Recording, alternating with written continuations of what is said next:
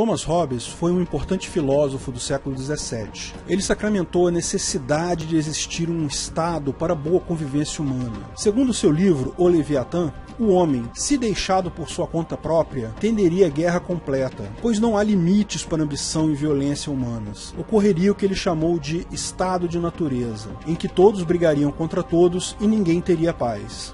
Por isso mesmo deve haver um governo, segundo ele. Os homens devem ceder parte da sua liberdade para o governo em troca da garantia de que não sofreriam violência. Mas há uma falha básica aí. Se o estado de natureza ocorre porque o homem é intrinsecamente ruim e o governo é formado por homens, evidentemente que o governo é incapaz de promover a segurança. Ao invés de promover a paz, ele vai promover a própria riqueza. Como uma falha lógica tão básica se tornou lugar comum em cursos de direito, filosofia, sociologia e até no imaginário popular. Por outro lado, qual a forma alternativa para manter a lei e a ordem sem um Estado?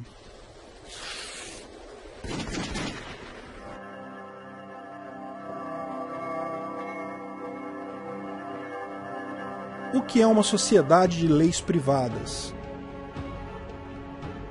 Hans Hermann Hoppe inicia com essa reflexão o livro The Private Production of Defense, a produção privada de defesa. Ele ressalta o óbvio. Quando propomos o anarcocapitalismo, ninguém está dizendo que será cada um por si, salve-se quem puder. Haverá lei e ordem, só não haverá Estado central com o monopólio da justiça e das leis. A produção das leis será feita por entes privados, em competição. Apenas a ausência de coação, o livre mercado voluntário, pode garantir um sistema de leis eficiente e que realmente atenda à necessidade das pessoas. Veja, o livre mercado gera incentivo para que as leis sejam boas, sejam bem feitas, efetivas, porque se não forem, ninguém vai comprar aquela agência. Ela vai à falência. O Estado, por outro lado, não tem incentivo nenhum para produzir boas leis. Quem acompanha a página do Senado no Facebook percebe isso. Dá vontade de chorar com a boa parte das leis que são propostas lá. E olha, eu imagino que eles mostrem as melhores, né? Imagina as que eles não mostram. O Estado, de fato, se esforça diariamente para gerar insegurança e instabilidade. Os incentivos são esses. O propósito é óbvio. Ele precisa que o povo esteja em estado de necessidade, precisando de segurança, se sentindo inseguro, situação em que ele reforça o discurso dele de que é preciso mais governo ainda. Veja, o governo, sabendo que a autodefesa é a melhor forma de manter a paz e a tranquilidade, busca a todo custo reduzir a capacidade de autodefesa do cidadão,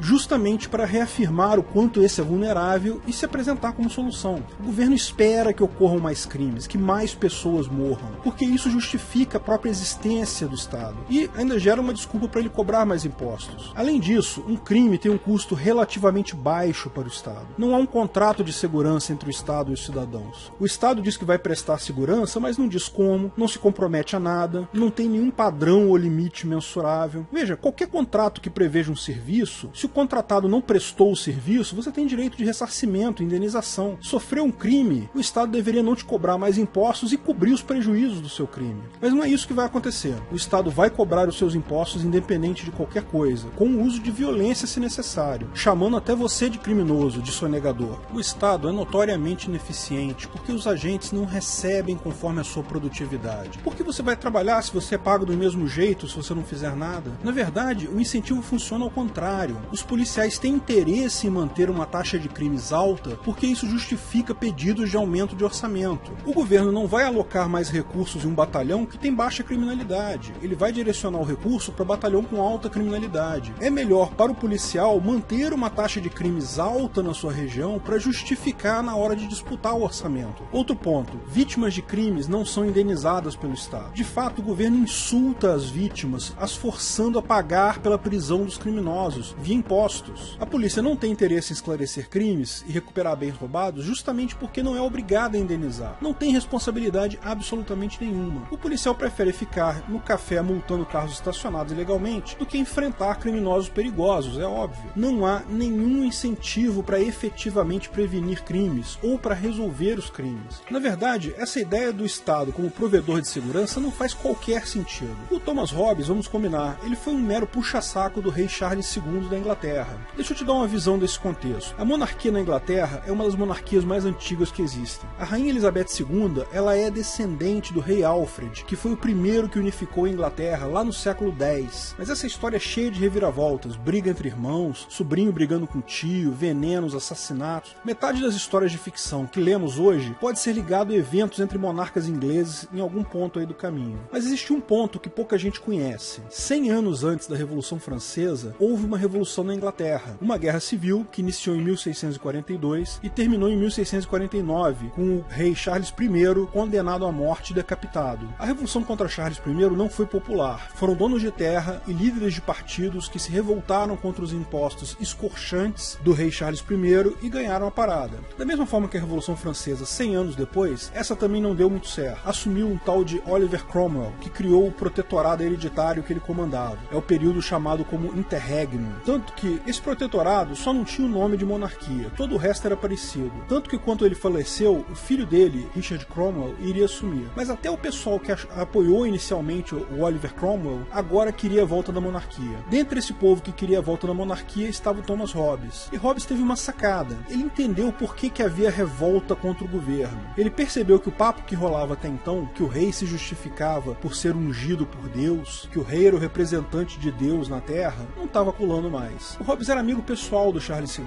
que era filho do Charles I. Ele percebeu que precisava de um discurso, uma justificativa não espiritual para o rei. O Leviatã foi isso, foi um discurso sobre encomenda, um panfleto que inaugurou a segunda era da justificativa estatal. A primeira era foi a religião, que vinha desde o Egito Antigo, os faraós eram deuses, ou então eram representantes dos deuses na Terra, os imperadores romanos também se diziam ungidos divinamente, e assim todos os monarcas se diziam procuradores de Deus. Hobbes criou a segunda era, a do contrato social, em que a legitimidade do governo era dada porque os seus súditos assinaram um contrato aceitando isso. O governo tinha uma função que era a função de dar segurança à população. Essa lorota é a que dura até hoje, mas já começa a mostrar sinais de esgarçamento. Recentemente estamos entrando na terceira era. O Estado pretende se justificar como um ente capaz de diminuir desigualdades sociais, prevenir preconceitos. Da mesma forma que com relação à segurança, isso também o Estado é incapaz de fazer. O Estado é o grande causador de desigualdades, e não quem previne isso. Mas eles têm que arrumar uma desculpa qualquer, não é mesmo? O livro O Leviatã só acerta em um ponto. O Hobbes diz que o Estado é um mal, mas, segundo ele, é um mal necessário. Essa parte do necessário é que está errada. O Estado é um mal desnecessário. Bom, e por que o Estado é incapaz de lidar com o problema da segurança? Como a gente falou, falta da indenização e falta de competição. Ele simplesmente é intrinsecamente falho para lidar com a segurança. A proposta do Hope é, como ele mesmo afirma, uma alternativa proposta. Ninguém sabe como será exatamente no Ancapistan, mas, segundo ele, deve começar pelas empresas de seguro, paulatinamente ampliando seu escopo. Da mesma forma que expliquei no vídeo Quem Precisa de Polícia, a autodefesa continua sendo o ponto central da defesa pessoal. Qualquer mecanismo de segurança adicional será sempre secundário. As organizações de segurança privada, ou as sociedades de leis privadas, têm incentivo para manter a paz. À medida que o Estado for se tornando menos e menos eficiente na segurança, as empresas de seguro terão cada vez mais incentivo para ser eficientes. Hoje já há seguros no Brasil que exigem a instalação de dispositivos antifurto no seu carro, por exemplo, muitas vezes pagos pela própria seguradora. Não é difícil imaginar isso aumentar para, por exemplo, um seguro condominial que inclua também os guardas que vão tomar conta do condomínio, câmeras de televisão interna, investigadores, etc.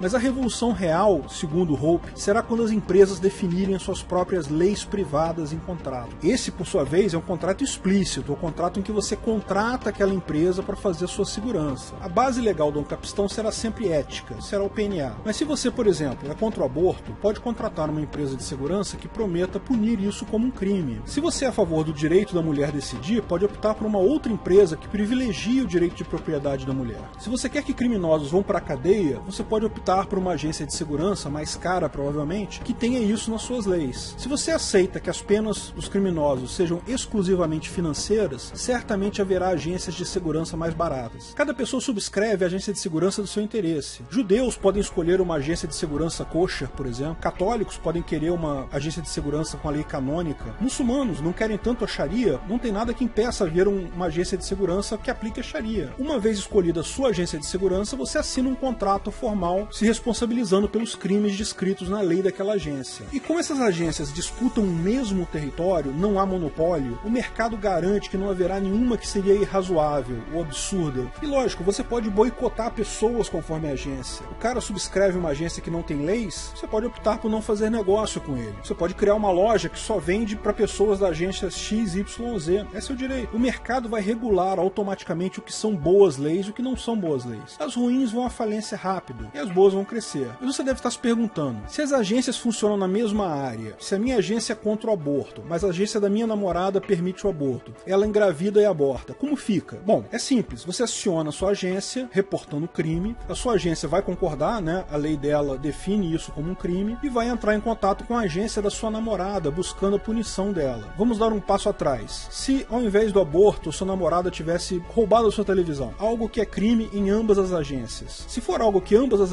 agências consideram como crime, a coisa será resolvida mais facilmente. Ainda será necessário um devido processo legal, um juiz para julgar as evidências, mas a lei está posta, a lei é definida. Caso as agências discordem sobre qual lei aplicar, evidentemente há um conflito aí. No caso do aborto e no caso de outros crimes que as agências não concordem sobre qual lei aplicar, é evidente que há um conflito que não pode ser resolvido pelas agências apenas. É necessário um tribunal privado, um árbitro externo. Mas como o tribunal vai decidir com duas leis distintas? Olha, isso é a coisa mais comum do mundo, mais normal do mundo. Ele vai usar o PNA e a jurisprudência do próprio tribunal. Mesmo hoje em dia, em direito internacional, o tempo todo, juízes tomam decisões considerando leis múltiplas. As agências buscam um tribunal privado para apresentar suas acusações e defesas. O contrato com sua agência certamente inclui uma cláusula que você se responsabiliza caso você cometa aquele crime. Então, se o tribunal condenar a sua namorada, ela vai sofrer as penas estipuladas por isso. E lógico, isso funcionaria também se a pessoa que roubou a sua televisão não tiver nenhuma agência. A sua agência de segurança não pode simplesmente ir lá na casa do cara com armas e retirar a sua televisão. Não funciona assim. O devido processo legal é muito importante. O PNA autoriza uma defesa contra uma ameaça ou violência presente, mas a autotutela não. Você foi roubado e tenta fazer justiça com a própria mão, tenta recuperar o produto do roubo, isso é um absurdo, porque você pode estar errado. Aquela pessoa pode não ser quem roubou a sua televisão. O devido processo legal é muito importante, funciona perfeitamente sem o Estado. Você tem um vídeo chamado Uma Sociedade Sem Estado. É uma palestra do Hans Hermann Hoppe em que ele explica isso com detalhes. Essa palestra ela é em inglês, mas ela tem as legendas em português. Eu vou deixar o link na descrição do meu vídeo. Assim, se você quiser pegar mais informações, pode ver lá. Nesse cenário, veja que interessante. O Estado atual podia até continuar existindo, só que teria que disputar mercado com dezenas de outras agências. Você é nacionalista? Gosta de dizer que é brasileiro? Bate no peito e grita Brasil?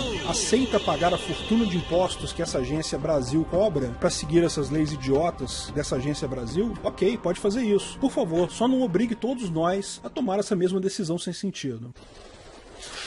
Se você gostou do vídeo, não esqueça de curtir e compartilhar. Clique no logo do canal para assinar e ser avisado de novos vídeos. Quer saber mais sobre o assunto? Veja um desses vídeos que selecionamos para você. Se quiser contribuir com o canal, ajudar na divulgação do anarcocapitalismo, veja na descrição do vídeo de que formas você pode fazer isso.